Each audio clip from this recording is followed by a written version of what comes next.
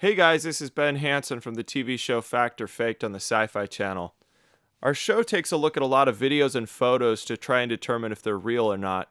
We also interview a lot of witnesses to see if they're telling the truth. Recently, a lot of people have been asking me about an interview that was done by Jimmy Kimmel. He interviewed former President Bill Clinton on his TV show and asked him about the topic of UFOs and aliens to see if Clinton had actually asked about the files, inquired, and what he had done when he was president. The big question on everyone's mind, of course, is whether Bill Clinton was telling the truth or if he was withholding information. So I noticed that a lot of people were talking about the event, but not much analysis had been done on the actual interview. We use a lot of different deception detection techniques in our television show, but today we're going to be primarily focused on nonverbal communications. Before doing so, I wanted to talk a little bit about my background. I have degrees in the behavioral sciences, sociology, criminology. I spent several years investigating state-level investigations, primarily child sex crimes and white-collar crimes. I also worked for a time in federal law enforcement. Currently, I travel the world lecturing on various subjects, including profiling hoaxers. I'd like to point out that the opinions I express are my own, and they don't in any way represent the views of any agency or former employer of mine. I also wasn't paid or compensated for the analysis. I don't consider myself an expert in the field of nonverbal communication or the other techniques used in this interpretation. I've never conducted academic research on the subject, written a book, or received advanced degrees in the study. I will add that my background includes interviewing thousands of witnesses, victims, and perpetrators of very heinous crimes, and I think I've developed a talent at reading people. My personal interest in deception detection goes far beyond that which I received in basic and advanced training in my former career. So, I think I'm generally more experienced and knowledgeable than the everyday person on the subject. But it's important to remember that deception detection is a long ways from being considered an exact science. There's no one gesture, behavior, or sign that someone is lying. Instead, what we might get are several red flags that we take into account as a cumulative total. Sometimes we can make inferences as to the probability that a person is being truthful, or maybe they find certain topics very stressful. This could indicate that they feel constrained in their answers, and they're preoccupied with trying not to provide too much information. Lies also are not just limited to false statements, but also diversions and omissions of the complete truth. So I'd encourage you to watch the full analysis and not just focus on one or two red flags. I'd also encourage you to do your own research. Go directly to the original studies on deception detection, and don't just take my word for it. As I stated, I'm not an expert in the field. Instead, I've compiled the knowledge of those who are experts. I leave it to you to determine if there's merit to my opinion. At the very least, if you stay with the video to the end, you might just gain a new perspective of the interview that Jimmy Kimmel did with President Clinton. Okay, now that we've got that out of the way, let's get started. One thing that first caught my attention was President Clinton's reaction to Kimmel right before they took a commercial break. Kimmel said that when he returned, he would ask him about UFOs. We have to take a quick break, but when we come back, I hope you will indulge me in something, because I want to ask you about your access to the files on the UFOs. Okay? President Clinton is here with us. We'll be right back. This strikes me as a bit over the top. It's as if Clinton found Kimmel to be overly hilarious and entertaining. He throws back his head, his hands come off the chair. Although I find Kimmel funny, and they're probably having a good time, in reality, the UFO alien subject has been viewed as a quite serious subject by the Clintons. According to some, there's been no other president that has publicly acknowledged more inquiry into the subject than Bill Clinton. There's also numerous stories surrounding his and Hillary's interest, including some where he's previously acknowledged sending delegated staff to look into the records. An interesting side note is that during the grand jury hearing with the Whitewater and Monica Lewinsky scandals, a subpoena was issued to turn over a book about phone sex which Lewinsky gave Clinton.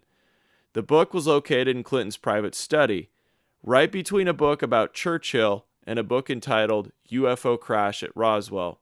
So while most politicians are known to have the ability to turn on their acting skills to fake enthusiasm, this kind of struck me as particularly cheesy.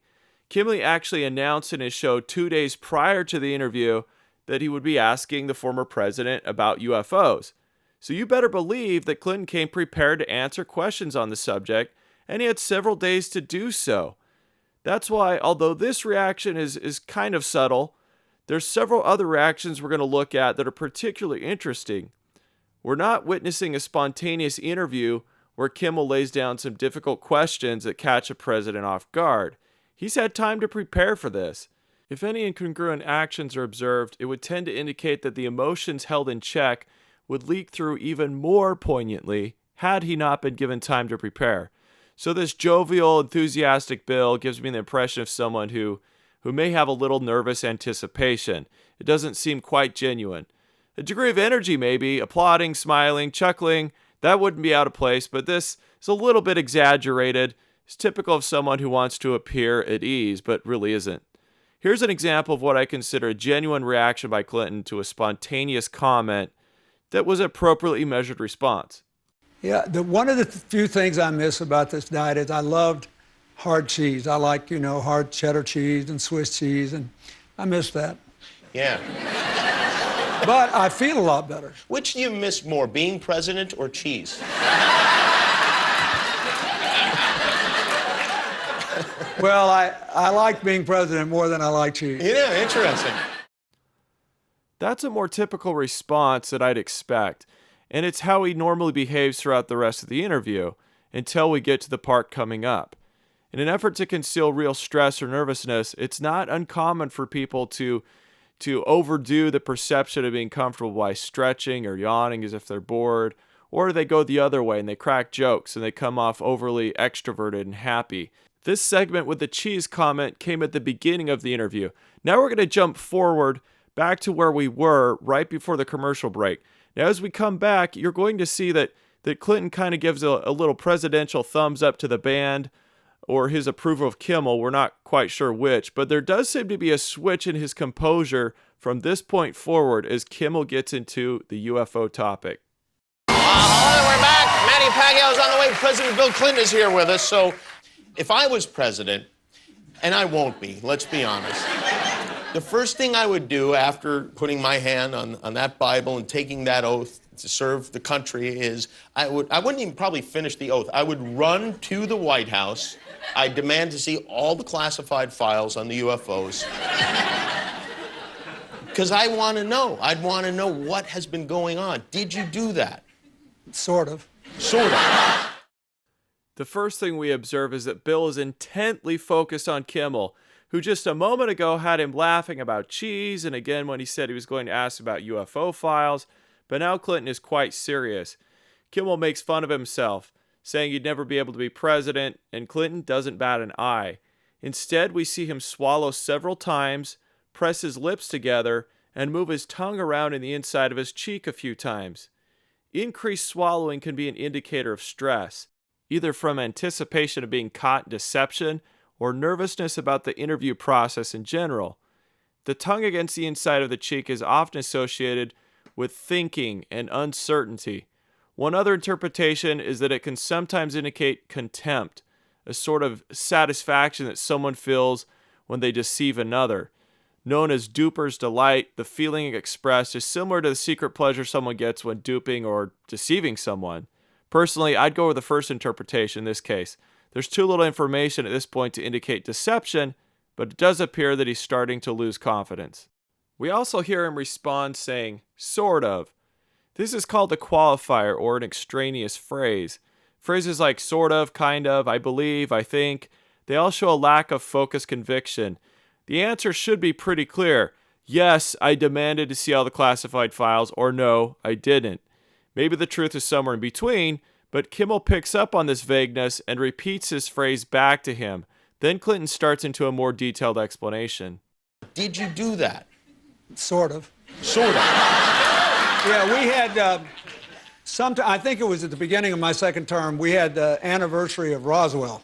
I wouldn't consider this the most significant example, but this is where Clinton starts to do what I call backing out of the dead-end alley. It's also called the mid-sentence jump. The speaker will start talking about one topic, and then sometimes midway through the sentence, they start to become muddled, not making sense. They stop themselves, they restart, they fail to finish the thought, or they change the subject completely. When someone isn't being completely truthful, we also often see an increase in stuttering or stammering. We see very little of this with Clinton during the whole interview until we get to the alien topic. Yeah, we had, I think it was at the beginning of my second term, we had the anniversary of Roswell. You waited that long? I did. Wow. Well, I didn't. And then there's also Area 51. You remember there was a great sci-fi movie where there was an alien kept deep under the ground in Area 51? So first I had people go look at the records on Area 51 to make sure there was no alien down there. Did you catch that? Not many people notice that right after he answers Kimmel in the affirmative, he slips in a complete denial. You waited that long? I did. Wow. Well, I didn't. And then Now we have three interesting flags in one sentence. Clinton starts by stuttering, offers a complete contradictory statement to his previous one, and then backs out of the dead-end alley by changing subjects completely. Why would he offer denial and slip it in so quickly without qualifying the statement? To understand how Bill Clinton might convey deception, we should look back at a time when we have confirmed evidence of him telling a lie. When Bill was questioned in the Monica Lewinsky scandal, he was very careful with his words. He has a habit of responding very literally. When he started to feel the weight and guilt of the affair, lying to the American public, there arose sort of a cognitive dissonance, and he attempted to resolve it through rationalizing. The idea was if he could find a way to manipulate semantics so he could answer in a manner that he felt was somewhat truthful by his definition, then he could escape being found out and convicted of perjury. When it was learned that he did have a sexual relationship with Lewinsky, he said that he didn't consider certain acts with private body parts as a sexual relationship if he was the receiver and not the doer of the act. He asked the prosecution to narrowly define what they're looking for. So he would say things such as, that depends on what the definition of a sexual relationship is.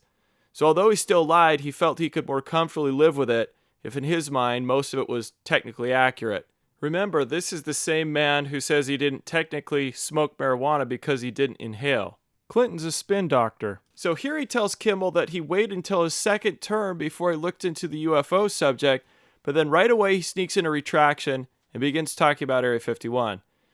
Maybe he wanted to be more technically accurate by correcting himself because the Area 51 inquiry could have happened before the Roswell inquiry. We really don't know what he meant by I didn't wait until my second term to ask about Roswell. It was earlier. I asked about something else first. I didn't ask at all. The most curious thing about the retraction is that he slips in the phrase and then rushes past it. He starts to say something else, changes his mind, and then goes on talking about the movie Independence Day. Regardless of what he meant by it, Bill's having some trouble with keeping the chronology straight. Deceivers and those in very stressful conversation often have trouble telling events in the right order. It could be that the events are made up, or it could be the events are true, but there's often more to them that they aren't sharing.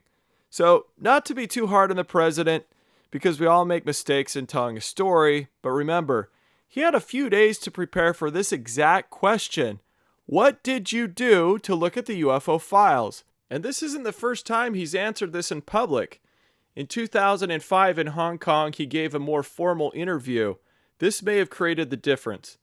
I find it likely that he is telling the truth regarding his inquiries into Roswell and Area 51, but there's also a good chance there were further and deeper inquiries into the UFO alien subject, which he may have been on the verge of sharing with Kimmel's audience, but then he thought better of it. If he had made other inquiries, this could explain why he's having trouble keeping the timeline completely straight. So let's move on. So first I had people go look at the records on Area 51 to make sure there was no alien down there. And people thought that because everybody who works there has to stop about an hour away and put on special clothing and then drive in and out. And that's because a lot of our stealth technology is made there. We know that now, but there are no aliens there. I'm confused. What is he actually talking about here? People thought there were aliens at Area 51 because everyone there has to stop an hour away and put on special clothing. I've researched a fair deal about the legends of Area 51, and this is the first time I've heard of people putting on special clothing to work there. Just to make sure I hadn't missed a key element of the Area 51 lore, I asked George Knapp, the Vegas reporter most central to breaking the story of the base's existence. I also asked several other well-known UFO researchers. None of them recalls a detail about workers putting on special clothing. Yet Clinton states that this is why people thought aliens were being kept there underground. When someone is deceiving, they may have a tendency to offer superfluous details and explanations that are not asked for. They also may give premature explanations for actions or opinions. Bill jumps right into explaining why people thought there were aliens at the base. Remember, he's the one that brings up the base in the first place. Granted, this is a talk show interview and not a deposition, so guests are encouraged to be far more chatty and open-ended, but it kind of seems like Clinton may be repeating information he acquired that wasn't public common knowledge. We see evidence of this when he backs out of another dead-end alley. Notice his stammering and how he again stops himself mid-sentence and doesn't finish where he was going. And that's because a lot of our stealth technology is made there. We know that now, but there are no aliens there. What else was he about to say? The whole statement is confusing and out of place.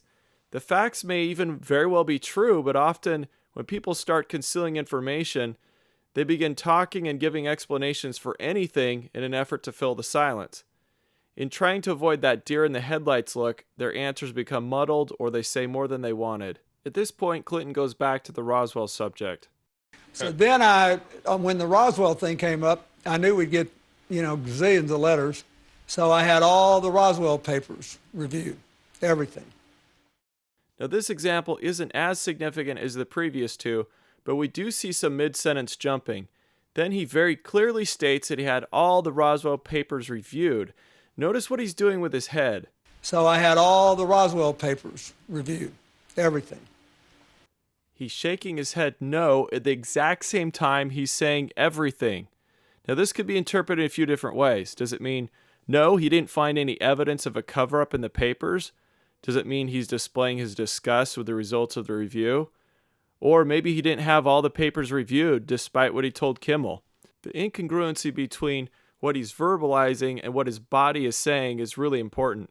In this instance, though, we can't really figure out why he's shaking his head, but we can say for certain this statement really has no intrinsic value. What information did he actually provide? Remembering how Clinton has been known to play word games, when he says he had all the papers reviewed, can we be certain we know what he means? This is really important. He never actually says they didn't find anything which supports the UFO or alien theory. He only shakes his head no, and then Kimmel asks the next question.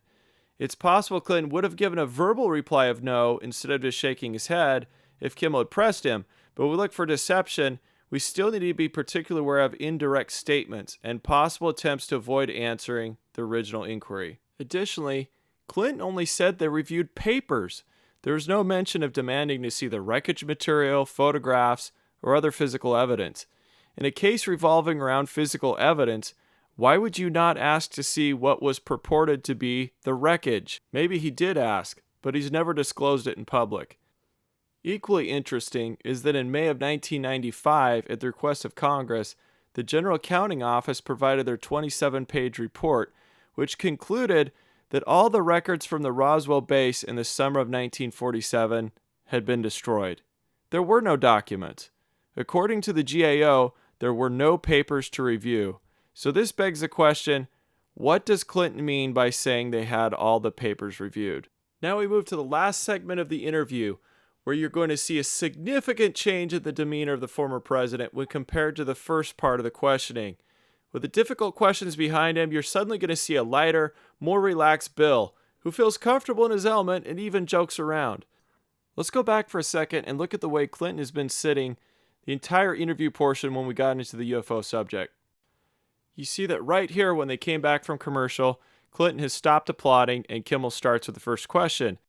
Now you see that Clinton had been sitting with both feet flat on the floor, but as Kimmel starts to talk, he crosses his legs, shifts in his seat, and gets a better grip on the arms of the chair.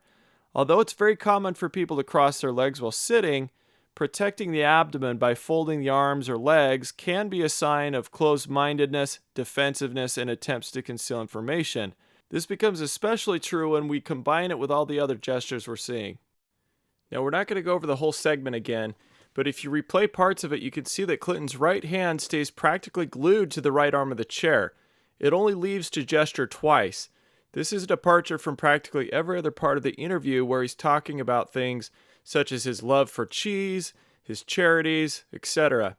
Nearly everywhere else, he uses his right hand just as much as the left, or uses both hands together as he talks. One red flag we see with people concealing the truth is they often minimize their hand gestures and start to become very rigid. Some people even grab their own wrists to keep it from moving. Guilty or apprehensive people are overly concerned that their hands will give them away if they start fidgeting or don't know where to put them, so they tend to anchor them down so they won't move. One other thing we can go back and look at is an increase in jaw clenching. While Clinton does seem to flex his jaw at times during the whole interview, we can see that the action increases during the questioning about UFO and alien subjects. Again, this could be a sign of stress, and flexing for some people is kind of a soothing behavior to release attention. It also can mean frustration. In a few parts of the interview, he juts out his lower jaw coupled with the lips pressed tightly together. It happens rather quickly, but almost always indicates a negative emotion. Many times it's like the jaw flex and it's done as a soothing gesture. The timing of it is important. He does it the first of the UFO questions, which we just saw, and then exactly when he tells Kimmel that he waited until his second term to ask about Roswell. Then again, right after he says he had people look at the records to make sure there wasn't an alien at Area 51. Then again, very strongly after he had all the Roswell papers reviewed. All of this brings us up to the point where Kimmel asks if Clinton would tell the American public about aliens if he knew. If you saw that there were aliens there, would you tell us? Yeah. You would? I would. Even though it sounds like a guy in the audience is yelling that he's a liar, this is possibly the most difficult segment of the interview to analyze. My opinion is that Clinton is most clearly expressing some tension, perhaps apprehension, but it's almost impossible to determine why, or if he's being untruthful. In the first place, when Kimmel asks the question, and we're supposing the TV program edit was done in real time, Clinton answers almost immediately in the affirmative. If you saw that there were aliens there, would you tell us? Yeah. You would? Generally, we should be suspicious of answers which come immediately after the question. There's a certain optimum window of time for true responses. They shouldn't be too delayed, and they shouldn't come too quickly. This can indicate the response has been rehearsed or anticipated. We know that Clinton had a few days to prepare for the topic, so he more than likely did rehearse his answers, and could have very well been provided with a script of the questions that Kimmel would ask. It could also be argued that Clinton's conviction to tell the public really is genuine. Having thought about it frequently, he didn't need time to deliberate in his mind. So, in this case, a good argument could be made for both conclusions. We find an even more compelling observation when we look at the narrow scope of the question that Kimmel asks. Since we know Clinton likes to play word games and they were just talking about Roswell, when Kimmel says, "If you saw that there were aliens there, would you tell us?" Technically, the question only pertains to Roswell and if Clinton actually saw aliens. If he saw document or photo evidence, held extraterrestrial UFO debris in his own hands, or spoke to people who confirmed that it really happened, he could keep it from the public and still be technically telling the truth to Kimmel with this question. If this is the rationalization that Clinton uses, he'd also feel less anxiety about answering. But what does his body language say? Would you tell us? Yeah. You would? I would. Clinton has been listening and looking at Kimmel as he asks his questions, but the very second that Jimmy finishes asking him if he would tell us about aliens if he saw them, Clinton looks away and closes his eyes at the same time he replies, "Yeah." It happened so fast that maybe even Kimmel didn't know he observed it, but I think he had a sense of the lack of conviction on Clinton's part, so for clarification, Kimmel asks him again, "You would." We all know that breaking off eye contact can be a sign of the subject who's experiencing an increasing level of distress. Closing the eyes can also indicate distress, or feeling another negative emotion that's too strong to handle. It's almost as if they are symbolically closing their eyes so they don't have to see the issue to confront it. So then what happens? Yeah. You would? I would. Clinton has the same response. He looks away from Kimmel, closes his eyes again, nods yes as he responds, "I would." Almost as if Kimmel still doesn't believe him, he repeats back, "You would." Did you also notice again the jaw flex? He does it twice, right after he answers Kimmel. We could speculate for hours why Clinton might be feeling distress or some aversion to this question. Maybe he promised someone he would never tell the American public, no matter what he may have seen or learned, in which case he just told Kimmel a lie and this created some feelings of guilt. Maybe he's feeling fear of the consequences to the public or himself if he were to tell the people what he knows. Maybe he really doesn't know anything about alien existence, but he's feeling frustrated about his failure to reveal a cover-up he thinks happened. The bottom line is, we can see the effects of the distress, but we can't be inside his head to know why he's expressing it, because it could be any number of reasons. I talked about a shift in demeanor after Clinton finishes with the tough questions. This shift now becomes very evident as he talks about general facts regarding the universe. Well, I think, look, what do we know? We know now we live in an ever-expanding universe. We know that there are billions of stars and planets literally out there, and the universe is getting bigger. We know from our fancy telescopes that just in the last 2 years, more than 20 planets have been identified outside our solar system that seem to be far enough away from their suns and dense enough that they might be able to support some form of life. So it makes it increasingly less likely that we're alone. We notice quite easily that Bill's become far more polished and articulate. There's no more stammering, no more clinching or jutting out the jaw. He's taken that right hand off of the chair and he's actively using both hands for lots of gesturing. He's looking Kimmel in the eyes a much greater percentage of time than he was previously. This is a subject he's comfortable with. It's safe. He's not required to carefully dance around topics he has to back out of. His actions seem to communicate that he really does believe everything he's saying at this point. Jimmy's intently listening, and his clever reply results in a very interesting response from Clinton. That they might be able to support some form of life. So it makes it increasingly less likely that we're alone. Oh, you're trying to give me a hint that there are aliens. No, I'm trying to tell you I don't know. Oh. Let's play that again for those who missed it, because it's pretty subtle, but it's definitely present and quite remarkable. I bet Clinton probably didn't even know he did it. It happened rather instinctually before he caught himself and began talking. Watch again. This time look for signs of incongruence. Oh, you're trying to give me a hint that there are aliens. No. Did you catch it? I almost couldn't believe it when I first saw what Clinton did. He nods his head yes.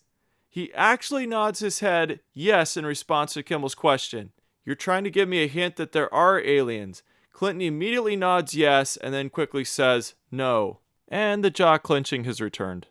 Well, there's one other thing I want to point out, an even more subtle reaction, because some of the best indicators of tension are the most difficult to spot. Take a look at Clinton's left hand. As we already discussed, lack of hand gesturing can be an indicator of stress. His hands are back on the arms of the chair, completely motionless, until here. Oh, you're trying to give me a hint that there are aliens. A very convenient time to have a nerve twitch. When Kimmel says, are, that there are aliens, the fingers on the left hand clench and slightly retract. It's almost as if he was shocked by the idea that Kimmel may think he's hiding the truth. Or maybe he's displaying a psychological reaction to the thought that aliens exist. Am I being hypercritical? Absolutely, because the answers are in the details. The take-home lesson is that Clinton's body is not telling the same story as his speech. We're back to uncomfortable Bill. As he nods yes, he's already turned his head away from Kimmel and he's back to shutting his eyes with the jaw flex. Kimmel's seemingly harmless question that was delivered as a joke has again knocked the former president out of his comfort zone. Even though Bill has a slight smile, he's obviously affected as we observe him taking several seconds to recover. People who feel insecurity, anxiety, or fear often have difficulty processing sarcasm. Clinton isn't laughing wholeheartedly at Jimmy's humor anymore. He stopped looking at him. Now we're going to see him even interrupt Kimmel a few times and start to ramble as if Jimmy wasn't even there. The stammering speech will return and the mid-sentence jump makes another appearance. No, I'm trying to tell you I don't know. Oh. But if we were visited someday, I wouldn't be surprised. I just hope that it's not like Independence Day. Yeah, right. That it's a conflict. Well, now we have friendly Maybe the aliens. only way to unite this incredibly divided world of ours. They're out there. We better think of how all the differences among people on Earth would seem small if we felt threatened by a space invader. That's the whole theory of independence. You're right. Everybody gets together and makes nice and, Who knew that Bill Clinton was an admirer of Ronald Reagan? Reagan's speeches to the United Nations in 1987 and 88 contain almost the exact same phraseology regarding uniting against a common threat. Did the beginning of Clinton's soliloquy make any sense? Maybe he fell back to quoting Reagan and Independence Day because it was something he knew, and he could use it to get back on track and divert away from the stressful questioning. Along the way, his thoughts are very awkwardly verbalized. What was he starting to say? Was he speaking in the hypothetical or making a declaration? Maybe the only way to unite this incredibly divided world of ours. They're out there. We better... So we can see him start to laugh again. He's now using both hands to gesture. He's back in his safe zone. At this point, the interview comes to an end. You and Bill O'Reilly would be hiding in a bunker together. Oh, Bill O'Reilly, he'd every mean thing he ever said about me. I don't care. Look at that. Our final observation involves the eyes. We've made comments on how Clinton turns his eyes away or closes them. The study of neuro-linguistic programming, or NLP, can teach us even more by focusing on precisely where the eyes are looking. Without time to go into details of how it's believed to work, NLP studies have created a guide for what we call eye accessing cues. The technique is often quite accurate. Whenever we think about events that really happened, or use our imagination to think of events that our minds fabricate, people have a tendency to look in specific directions. This chart shows the direction most people look when remembering real, visual, or audible events as opposed to making them up. Most people look down when they are deeply involved in an emotional or kinesthetic recollection. And we also generally look down when we're having inner dialogue. In other words, talking to ourselves. Like everything else we've discussed, it's definitely not a foolproof method, but I've found that it greatly assists in interviewing. This chart depicts the direction a right-handed person would generally look if you are seeing them in front of you. Left-handed people generally display everything reversed from the right-handed people. Bill Clinton is left-handed. Additionally, Kimmel is seated to his left, and he's watching the audience too, so it's difficult to come to too many conclusions due to all the distractions. But if you go back and watch the video, however, we can see that Clinton spends a lot of time in his lower left quadrant, or our right. Given that he's left-handed, this could indicate that he's thinking about the emotional and kinesthetic aspects of the conversation. This would be consistent with UFO topics, which I think he really does care about. Looking at this quadrant doesn't really tell us that he's lying. More so, it supports the idea that he's affected by the discussion emotionally. It doesn't even necessarily mean it's a negative emotion, but when coupled with all the other red flags, it would tend to indicate that some topics are particularly stressful. As outlined in this video, we've seen Clinton display several possible emotions: anxiety, frustration, insecurity, protectiveness, and so on. So what do I believe about Clinton in his interview? What's my final thought? Well, I believe there's overwhelming evidence that Bill Clinton had moments of significant apprehension, stress, and guarded behavior during the Kimmel interview. There were several moments he started down a road and stopped himself in awkward ways, as if he was about to say something he shouldn't.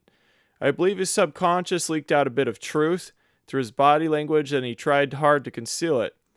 Do I believe he knows more about the UFO and alien subject than he lets on? I believe it's very possible. I also sense his actions were communicating frustration about finding answers. It's very difficult to know the exact source of the frustration. It could be that he genuinely did try to inquire, and the record would support this idea, but maybe he was stonewalled by the very people he went to for answers. He wouldn't be the first politician to try, but to come up empty-handed and with the feeling that he was being lied to. I find it most likely that the frustration stems from finding out enough. Enough that he was told not to ask for more. This is supported by the interview segments where he offered information that isn't public knowledge. Even if what he was told was inaccurate, when he restrained himself from going further, it demonstrates that he's had conversations with officials who clearly laid out what he was not to share. When asked whether he would tell the American people if he saw aliens, I'm not sold on his conviction that he would. It's very possible that he wasn't ever given evidence of extraterrestrial existence. Maybe he was. But I feel that it was at least alluded to. More importantly, he came to understand that it was his duty to leave the topic alone. Consequently, when Jimmy Kimmel asked Bill Clinton if he was trying to hint that aliens are real, while Clinton may have not had first knowledge of it, I believe hinting was exactly what he was doing. I find it probable that he knows enough to conceal some of his knowledge and efforts into his inquiries. He knows enough, as he puts it, that he wouldn't be surprised if we were visited someday. Thank you everyone for taking time to watch this video. I know it was really long, so I appreciate you staying around to the end.